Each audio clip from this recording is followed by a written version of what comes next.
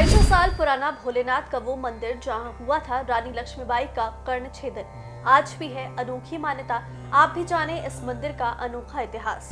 जंगल में होने की वजह से नाम पड़ा वनखंडेश्वर। सावन में उमड़ता है भक्तों का तांता। दूर दूर से पहुंचते हैं भक्त, टेंशन हो जाती है छूमंतर। सावन का त्योहार, बाबा की महिमा अपरंपार। क्योंकि अभी तक आपने कानपुर के कई मंदिरों के दर्शन किए होंगे, जिनमें आनंदेश्वर और खेरेश्वर से लेकर जागेश्वर का नाम शामिल है। लेकिन कानपुर का एक ऐसा मंदिर जो अपनी महिमा के लिए जाना जाता है, और वो है वनखंडेश्वर मंदिर। और आखिर भोलेनाथ के मंदिर को वनखंडेश्वर के नाम से क्यों जाना जाता है, इसके पीछे भी कई कहानियां हैं। तो आपको बता दें कि वनखंडेश्वर मंदिर का इतिहास क्या है। वनखंडेश्वर मंदिर का इतिहास 250 साल पुराना है। भगवान का शिवलिंग खुदाई के दौरान प्राचीन काल में मिला था। मंदिर जहाँ पर है वहाँ प्राचीन काल में घना जंगल था। यहाँ एक गाय आकर प्रतिदिन अपना दूध गिराती थी। इसके चलते इस स्थान पर खुदाई की गई, जिसमें शिवलिंग मिला। तब से इसे वनखंडेश्वर बाबा के नाम से पूजा जाने लगा। वहीं मंदिर के पंडित ने बताया कि वनखंडेश्वर मंदिर शहर का इकलौता महादेव मंदिर है, जहां शिवलिंग कक्ष के चारों ओर द्वार बने हैं। और क्या कुछ बताया वो भी सुनिए। मानता इसके निर्माण हुए 200 साल हो गए।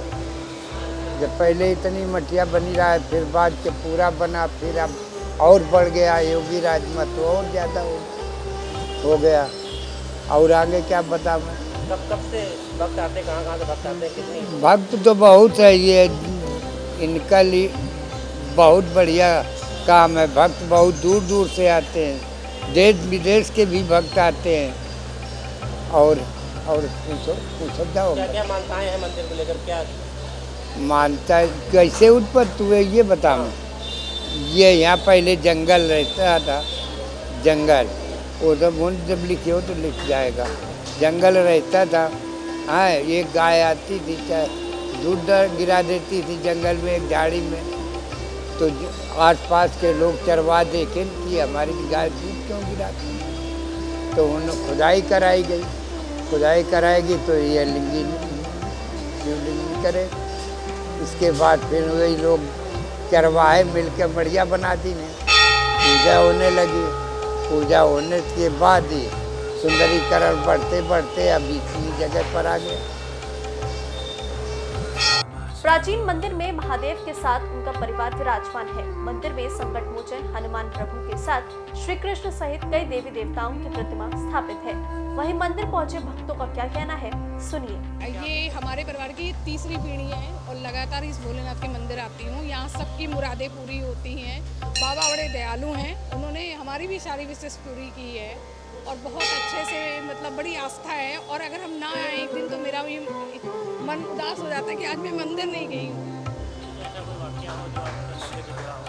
हाँ, एक बार मतलब मेरी मम्मी घर से चली गई थी, नाराज होके वो वापस नहीं आई। मैं मंदिर आई और मैंने बाबा से प्रार्थना की और मेरी मम्मी दूसरे दिन वापस घर आ गई। मतलब ऐसा चमत्कार मेरे, मैंने और भी यहाँ विश्वास मांगी है, मेरी हमेशा पूरी हुई है।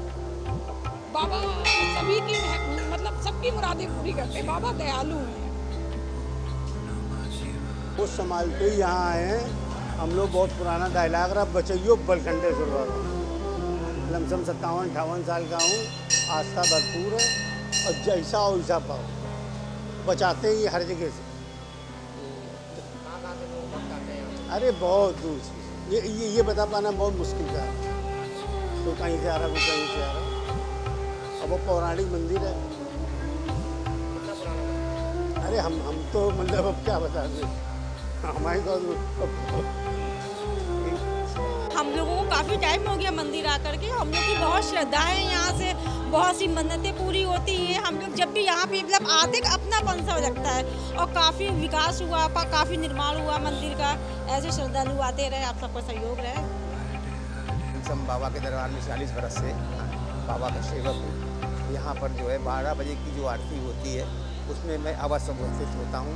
रात्रि में 10 बजे जो आरती होती है उसमें भी बाबा के दरवाजे पर उपस्थित होता हूँ। कितने सालों से आ रहे हैं बाबा के दरबार? बताया मानता है बाबा के दरबार में, क्या क्या विशेषता? मैं बाबा के दरबार में 40 बरस से आ रहा हूँ। इस दरबार में मेरे पिताजी ने 36 बरस तक जो है यहाँ अध्यक्ष रहे और उसके बाद बाबा से जुड़ा रहा मैं। यहाँ पर बाबा की हजारों मनोकामनाएं लेकर भक्त लोग आते हैं। बाबा सबकी मनोकामना पूरी। यहाँ पर विशेषता ये थी कि बाबा जब हमारे यहाँ पर निकले तो पृथ्वी से निकले और दो भाई थे, बड़े सरकार हमारे नंदेश्वर बाबा, छोटे सरकार हमारे बलखंडेश्वर बाबा। यहाँ पर जो श्रद्धा भावना से जो भी आता है उसकी सारी भावना भगवान भूत भवन शंकर पूरी करते हैं। श्रावण मास में यहाँ पर जो है बाबा का दिव्य श्रृंगार होते हैं और भंडारे होते हैं। हजारों भक्त लोग प्रसाद बाबा का ग्रहण करते हैं। कल हमारे बाबा का जो है रुद्राभिषेक बहुत सुचारू रूप से होगा और बाबा का श्रृंगार बहुत भव्य होगा और रुद्राभिषेक होगा।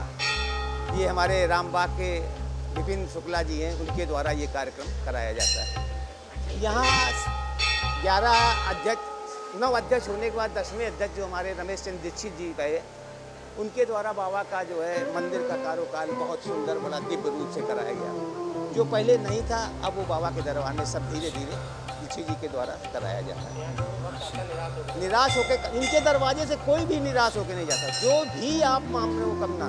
और सावन में तो विशेष तौर से बाबा के स्नेह है कि जो सच्चे मन से सच्ची आत्मा से यहाँ पर एक आस्था लेके आता है। कोई आस्था हमारे मन में है कि हम बाबा के दरवाजे जाएंगे, हमारी ये आस्था बाबा हमारी पूरी है, तो बाबा उसको सच्चे मन से जो आता है। जो सच्चे मन से नहीं आता है वो बाबा के साथ कुछ नहीं कर पाता है।